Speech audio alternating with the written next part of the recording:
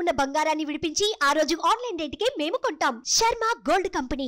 నమస్కారం, సుమన్ టీవీకి స్వాగతం. జూన్ మాసంలో ద్వాదశ రాశుల వారికి ఏ రకంగా ఉండిపోతుంది, ఎటువంటి దైవారాధన చేసుకొని ఎటువంటి పరిహారాలని పాటిస్తే వాళ్ళకి శుభయోగంగా ఉండిపోతుంది, ఈ విషయాన్ని తెలియజేసేందుకు మనతో పాటు ఉన్నారు ప్రముఖ జ్యోతిష్య శాస్త్ర పండితులు బ్రహ్మశ్రీ నందివట్ల శ్రీహరి శర్మ గారు. గురుగారు నమస్కారం. వాగర్థావివ సంపృక్తౌ వాగర్థ ప్రతిపత్తయే జగతః పితరౌ వందే పార్వతీ పరమేశ్వరౌ. సదాశివసమారంభాం శంకరాచార్య మధ్యమాం అస్మదాచార్య పర్యంతం వందే గురుపరంపరాం. ఆదిత్యాయ చ సోమాయ మంగళాయ బుధాయ చ గురుశుక్ర శనిభ్యశ్చ రాహవే కేతవే నమః. గురుగారు, వృషభ రాశి వారికి గ్రహస్థితిగతులు ఈ జూన్ మాసంలో ఎలా ఉన్నాయి, ఎటువంటి ఫలితాలను ఇస్తున్నాయి? వృషభ రాశి వారికి జూన్ నెలలో ఎలా ఉండబోతుంది అనేటువంటి విషయం తెలుసుకునే ముందు ఆ జూన్ నెలలో ఉన్నటువంటి గ్రహ సంచారం యొక్క స్థితిని మనం తెలుసుకుందాం. అద్భుతమైనటువంటి ఒక యోగ మాలిక ఈ జూన్ నెలలో ఏర్పడబోతుంది. పంచగ్రహ కూటమి అనేటువంటిది వృషభ రాశిలోనే ఏర్పడబోతుంది. రవి, గురు, శుక్ర, చంద్ర, బుధులు వృషభ రాశిలో సంచారం. 12వ ఇంట రాశికి కుజుడు, అలాగే లాభస్థానంలో రాహువు మరియు దశమస్థానంలో శని భగవానుడు, పంచమ స్థానంలో కేతు. ప్రధానంగా ఈ యొక్క వృషభ రాశి వారికి గమనించుకున్నట్లయితే అత్యుత్సాహం అధికంగా ఉంటుంది. కాకపోతే అనుకున్నటువంటి పనులు ముందుకు సాగలేకపోతూ ఉంటాయి. అయితే గ్రహాల యొక్క శుభ ఫలితాలు మిశ్రమంగా ఉన్నాయి. 50-50% ఉండడం ఈ కారణం చేత ముఖ్యంగా మీరు ఏ పని అనుకున్నా, ఇతరులతో ఏ పని చేయించుకోవాలనుకున్నా ముందుగా అహం అనేటువంటిది అడ్డు రావడం వలన ఈ జూన్ నెలలో అన్ని అవకాశాలు చాలా మటుకు కోల్పోతారు. కాబట్టి అహాన్ని వీడి మీరు గనక అందరితో కలిసి ముందుగా ప్రయాణం చేసినట్లయితే మీ యొక్క పనులన్నీ కూడా చక్కబెట్టుకుంటారు. ఎందుకనంటే 12వ ఇంట కుజుడు, అలాగే 5వ స్థానంలో కేతు, ఈ గ్రహాల యొక్క ప్రభావం వలన మానసికమైనటువంటి ఆందోళనతో కూడుకున్నటువంటి జీవితం ఈ యొక్క జూన్ నెలలో వృషభ రాశి వారికి ఉండబోతుంది. అలాగే పంచగ్రహ కూటమి యొక్క జూన్ నెలలో వృషభ రాశిలో సంచారం చేస్తున్నటువంటి ఈ కారణం చేత అన్ని పనులలో మిశ్రమ ఫలితాలు పొందుతారు.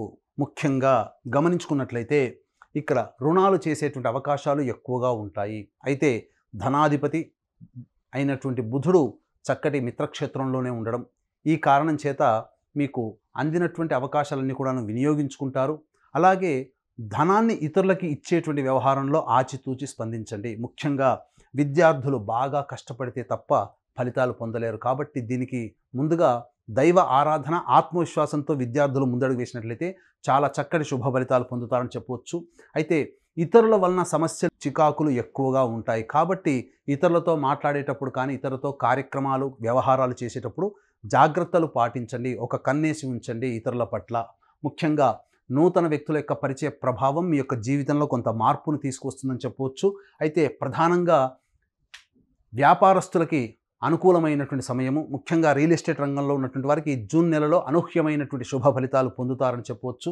అయితే ముఖ్యంగా ఆహార నియమాలు పాటించాల్సినటువంటి పరిస్థితి ఉంటుంది. సమయానికి భోజనం చేయలేకపోవడం, అలాగే శరీరము సహకరించకపోవడం వలన అనుకున్నంత వేగంగా ఆలోచించినటువంటి వేగంగా మీ పనులను పూర్తి చేసుకోలేకపోతారు. ఏది ఏమైనప్పటికీ కూడాను ప్రధానంగా మీరు దైవ ఆరాధనతో, ఆత్మవిశ్వాసంతో ముందడుగు వేసినట్లయితే ఈ యొక్క వృషభ రాశి వారికి అన్నింటా శుభ ఫలితాలు ఉంటాయని చెప్పవచ్చు. ఇక గమనించుకున్నట్లయితే 1వ తారీఖు నుంచి 14వ తారీఖు వరకు కూడా ఈ యొక్క శుభగ్రహాల యొక్క కలయిక అధికంగా ఉండడం కారణం చేత వ్యాపారస్తులకి మంచి రాబడి, అధిక దిగుబడి, అలాగే అన్ని రంగాలలో ముందడుగు వేసేటువంటి పరిస్థితి ఉంటుంది.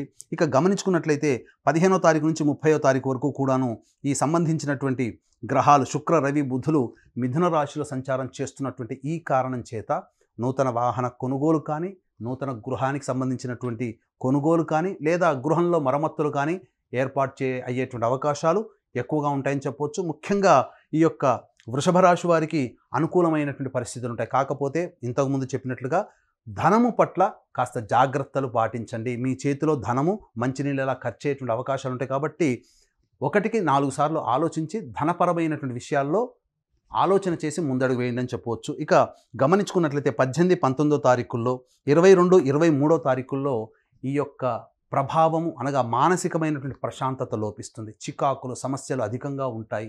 ముఖ్యంగా ఇతరులు మిమ్మల్ని మోసం చేశారనేటువంటి బాధనే మిమ్మల్ని ఎక్కువగా ఇబ్బందులకు గురి చేస్తుంది. కాబట్టి ఈ 18, 19, 22, 23 తారీఖుల్లో కాస్త నిర్ణయాలు అనేటువంటి వాయిదా వేసుకోండి. ప్రధానమైన నిర్ణయాలు తీసుకోకుండా జాగ్రత్తలు పాటించండి.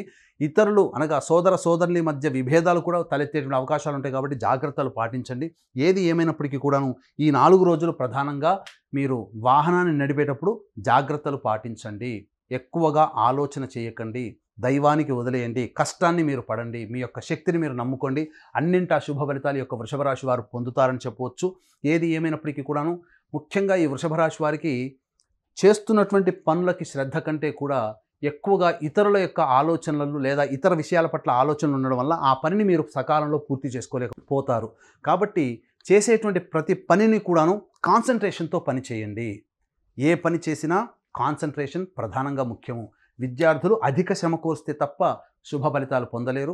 అలాగే తీసుకునేటువంటి ఆహారం పట్ల జాగ్రత్తలు పాటించండి. సకాలంలో భోజనం చేయండి. సకాలంలో అన్ని పనులు పూర్తి చేసుకోండి.